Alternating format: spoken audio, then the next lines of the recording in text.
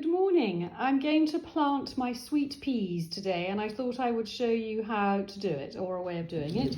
I've been collecting loo rolls, which are quite good because they put down quite long roots, sweet peas, when you're trying to get them going. So this is a perfect free way of container in which to plant them. I've got some rather lovely Cedric sweet peas which I've been given by Benton End, and I've also got some sweet peas I just bought this morning. So the Benton, so they like to be soaked overnight. I'm just going to do everything to help them get going. You don't have to do any of this, but you can try and do some of it. So soaking them overnight. In fact, those have only been soaking this morning. I've got some seed compost down there. And now I'm going to put the compost in here and start planting my sweet peas. I've decided to do this outside as it's a messy task. I've opened my bag here and I'm just filling up all of the wheels.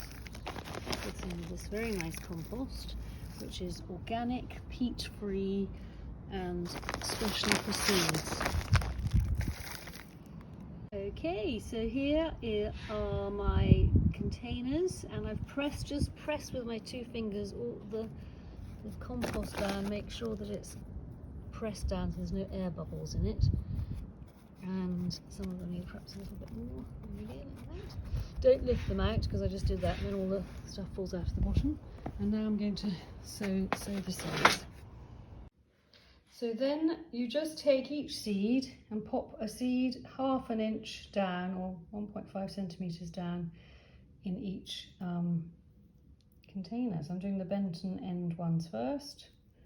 Just press it down, cover it up and keep going. It's slightly messy business, but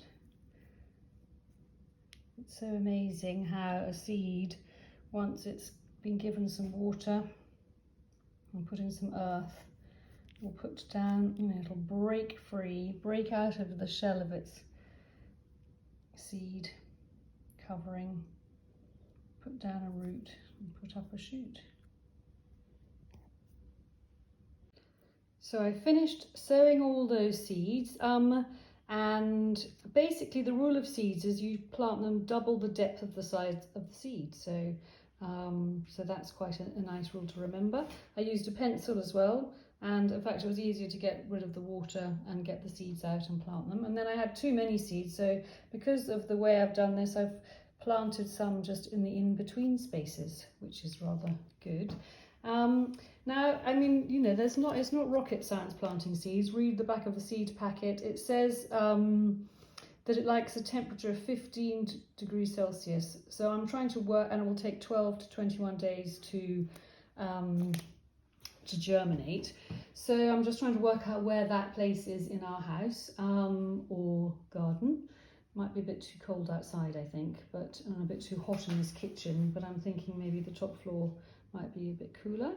And basically you don't want it to be too hot, and the reason for that is that they'll germinate and then they'll get very leggy very quickly, and then they kind of flop and become, so you want the seeds to come out very nice and strong, the seedling and the first few shoots nice and strong, so that it can support the plant, which is going to grow vigorously up a wigwam or some climbing frame that I'm going to create at a later date.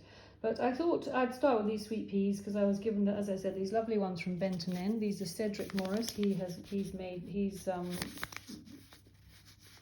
cultivated this particular variety, and they're on the left hand side. And I thought maybe what I'd do is give you an update every couple of weeks and see how they're coming along, and get them into the ground and get them growing, and then get them flowering and having some nice flowers for the house. Okay, over and out. Okay, forgot about the most important thing to do finally, before I put them in its final place, is to do a bit of watering. And I'm a terrible waterer. I make an awful mess, everybody in my household will know. But just do a gentle bit of watering like this. Sometimes it dislodges the seeds, and so you have to sort of press them back in. I'm sure, I don't know, there's probably a better way of doing it. I've lost my rose to my watering can. But just a gentle, so obviously it needs to be kept damp at all times, but I've got this little tray underneath to keep the water in. I've got another tray to catch wash all the mess that I've made. But give it a good soak to start off with.